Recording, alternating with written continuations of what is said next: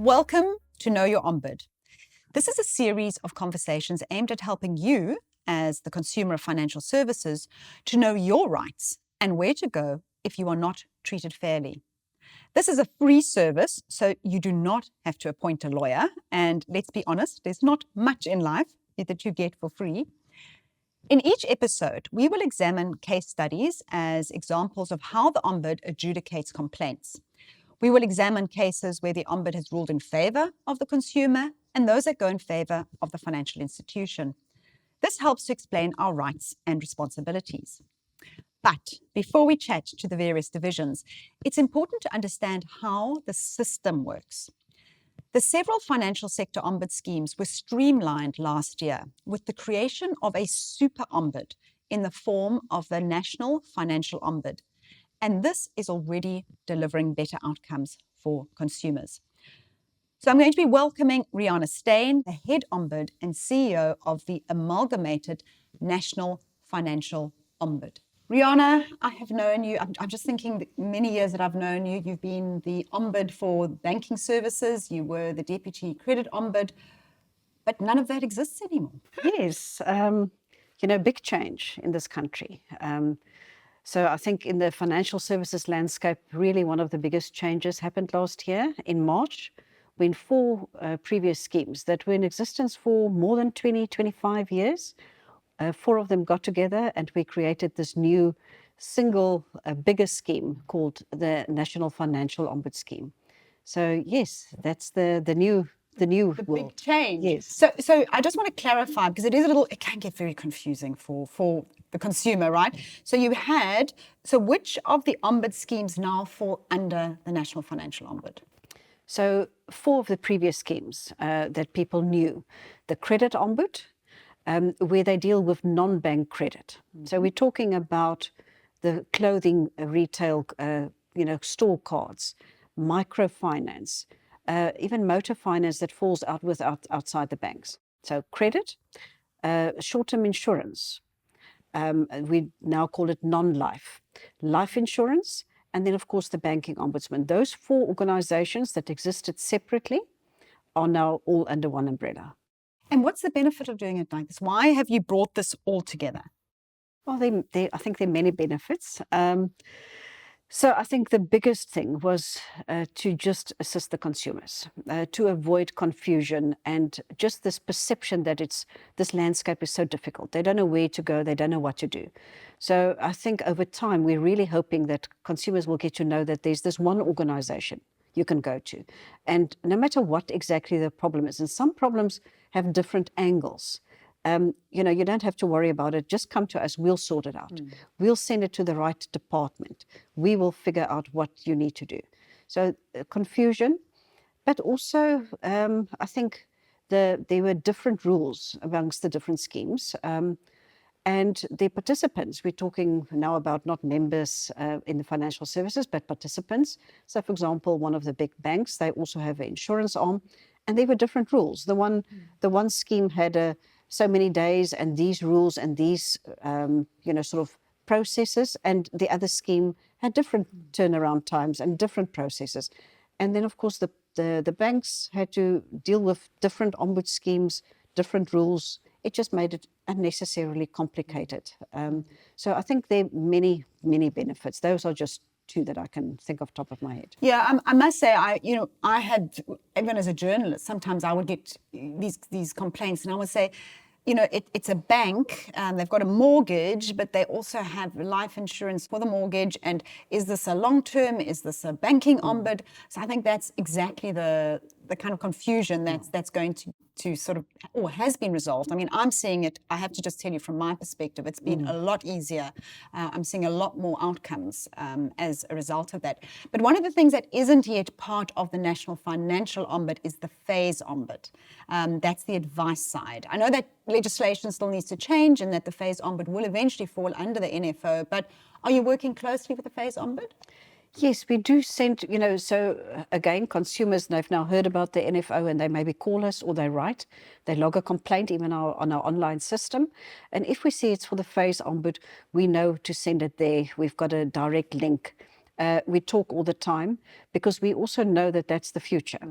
So we've got a very close working relationship, and I think both sides are looking forward to this new world down the line where we all fall under one umbrella. Because then the last bit that's standing outside will, if it comes together, it will just make it even more easy for consumers. Absolutely. And one of the things that I think what we're trying to do with this, Reana, is to educate people that the Ombud exists. I was looking at a TikTok video. You see social media, right? People love going to social media and raising all their complaints and issues on social media. And somebody sent me a TikTok video of someone complaining about a bank.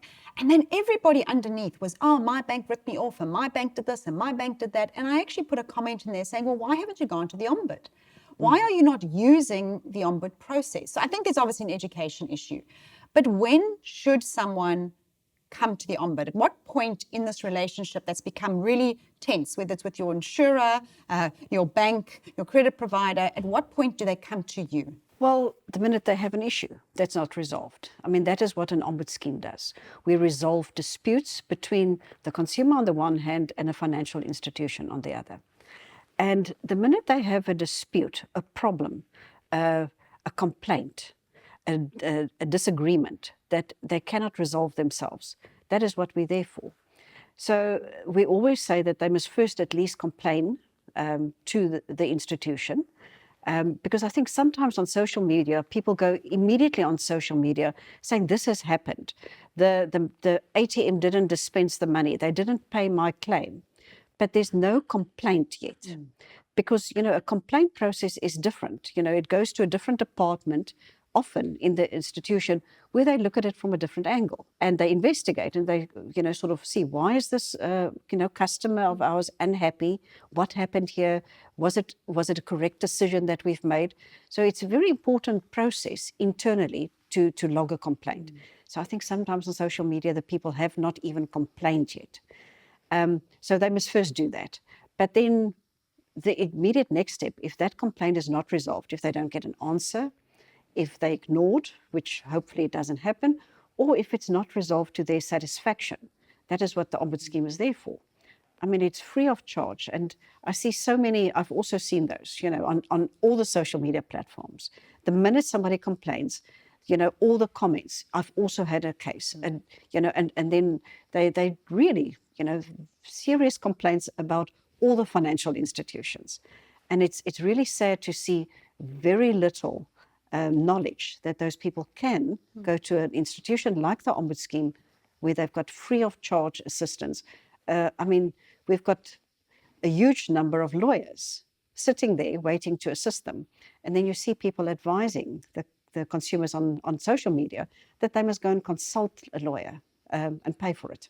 It's not necessary. When it's totally and utterly free. Correct. And what are your turnaround times? So if I come to you and I'm upset with my bank and my bank's not resolving it, and I do have to tell you as media, I do get complaints from people. They come to me, they have tried their banks, they sometimes fall into this sort of like black hole of no communication. I'm able to often start that level of communication through, obviously I have that access. I can send that email through to the bank, and often that does help, but it may be a very complicated case. And when it's a complicated case, it requires you being able to investigate and to look at documents and to look at statements. That is really, I suppose, where having that access to those lawyers, to people who with it for free are able to do that work for you. You talk about the investigation. It takes time. So unfortunately, it's not a quick fix. It's not something that you complain to us and tomorrow we will have an answer for you. I think in our case, it's more that we'll have the correct answer. We'll have a thorough investigation and a detailed investigation and reading of the documents and the contracts and whatever happened, and then we'll give an outcome. But that takes a bit of time. So the minute we send a complaint through to the financial institution, they've got a couple of weeks to respond in writing with their detailed answer to us, and they will give us an answer. And they also have to provide any documents that they rely on. And then it's allocated to one of the lawyers. So once that is finished, we've got the complaint, we've got the answer, and then we give it to one of our lawyers to now properly assess this issue against the response. And sometimes it requires further investigation, more questions to be asked, going back to the consumer with, allegations forwards and backwards. So it can take anything from a month to 6 months. It depends on the complexity. I mean, some cases are really complex and they need to get expert reports to consider. So, but I think the consumer will know, that his case is really complicated and all of these things are happening. But it's not something that we can do overnight. You cannot have this process, a detailed, thorough process, taking all the legal, ramifications into account and do it overnight. But sometimes you can escalate. In terms Correct. because I sent someone to you, and the case was they were putting the house up for auction. They were Correct. executing on a for sale. Now, in some cases, you would obviously, if it was flagged as urgent, you would investigate quickly. Correct.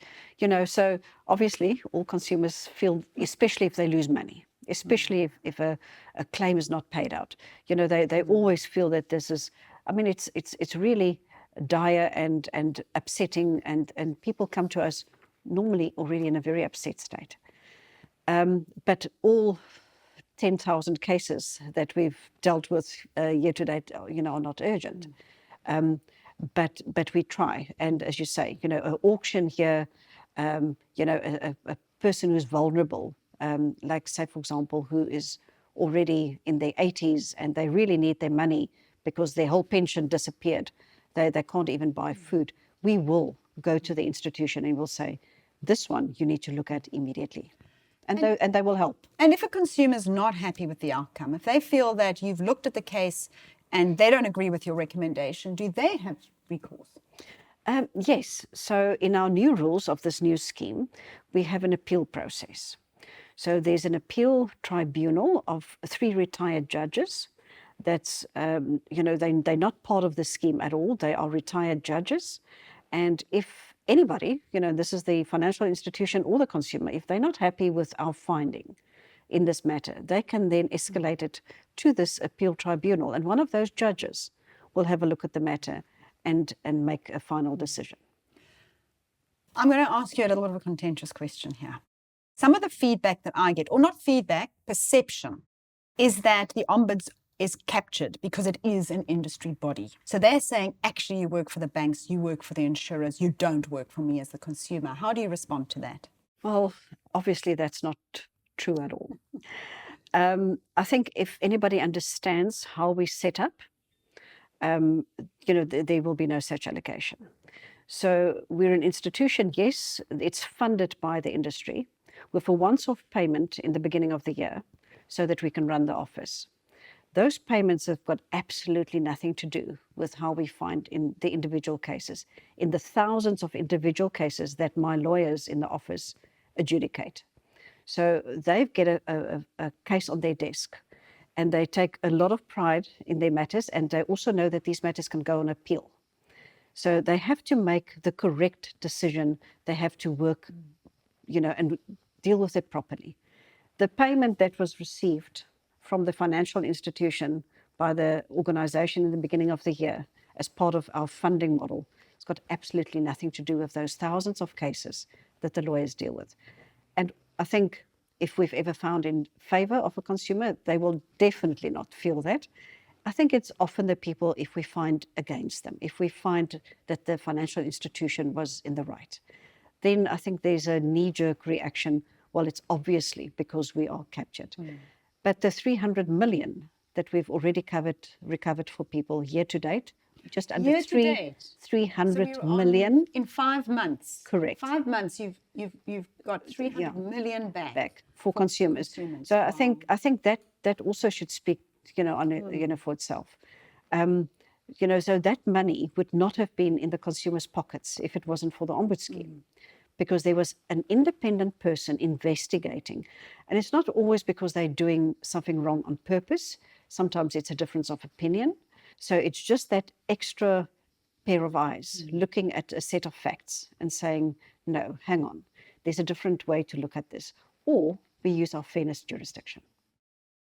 Your fairness jurisdiction, I want to talk about that briefly, because One of the things, as you were speaking, one of the things that came to my mind was the importance of financial institutions buying into this, because it does create trust.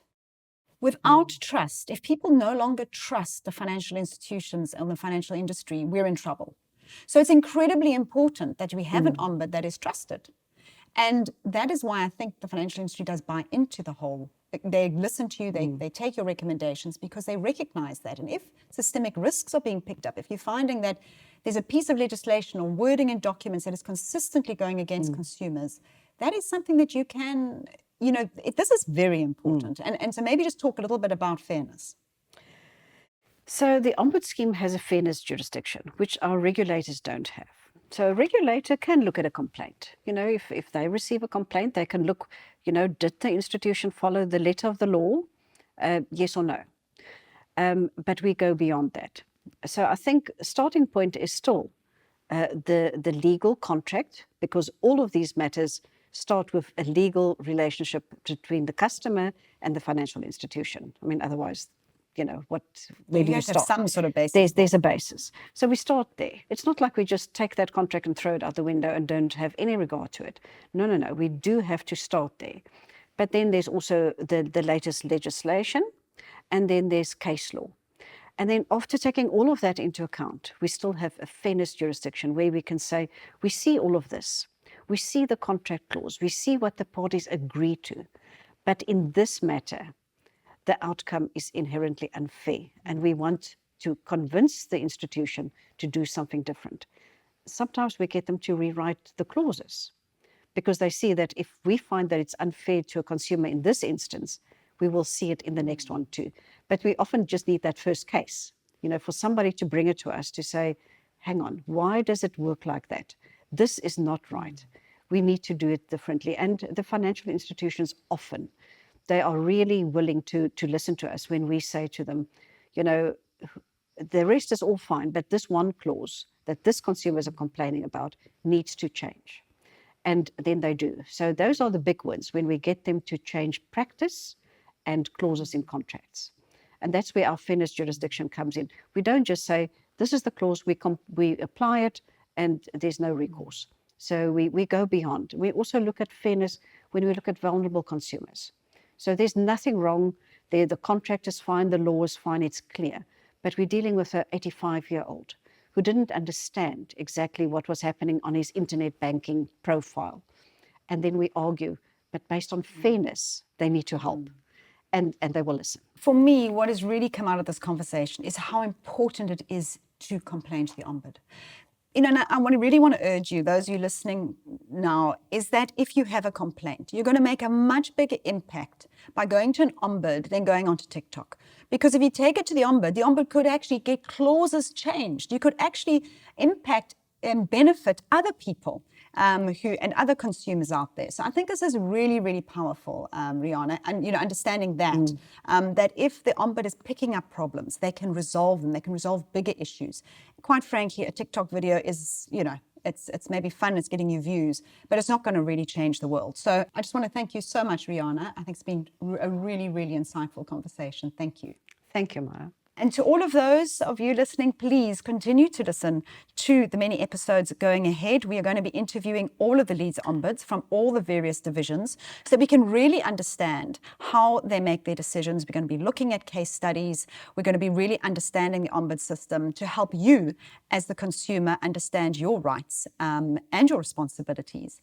But most importantly, remember the ombud system is free, so please do not waste your money on lawyers.